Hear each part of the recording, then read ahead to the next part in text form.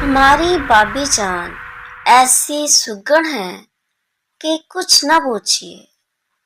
عام بابیوں والی تو ان میں کوئی بات ہی نہیں ہے. سنتے ہیں کہ امی جان کو بڑا ارمان تھا کہ ان کی بہو ایسی آئے جو چراغ لے کر بھی ڈھونڈے تو نہ مل پائے.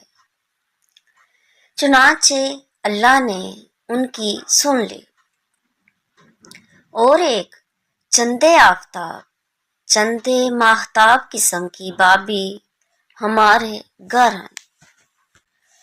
انتہائی سلیقہ مند، مصلحت اندیش اور خوش اخلاق تھی.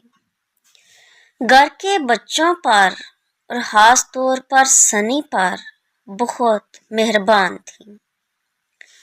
جب گھر میں بہت سے مہمان اکٹھے ہو جاتے تو ہمارے خوش اخلاق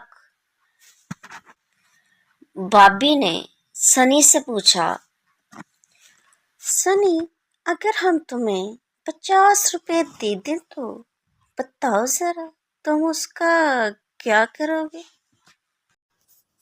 آئس کریم کھاؤں گا، آئس کریم. وہ دلی تمنا کا اظہار کر دیتا. نہ نہ نہ نہ، بابی ڈانٹی. آئس کریم کھانے سے گلا خراب ہو جاتا ہے، کالی کھانسی کا اندیشہ بھی رہتا ہے، برف کھانے سے دانت خراب ہو جاتے ہیں، آنتوں پر سوجن آ جاتی ہے اور گلے کی نالیوں اور سینے کی شریانوں میں تو ہم چھولے کھا لیں گے. وہ گھبرا کے ارے توبہ توبہ.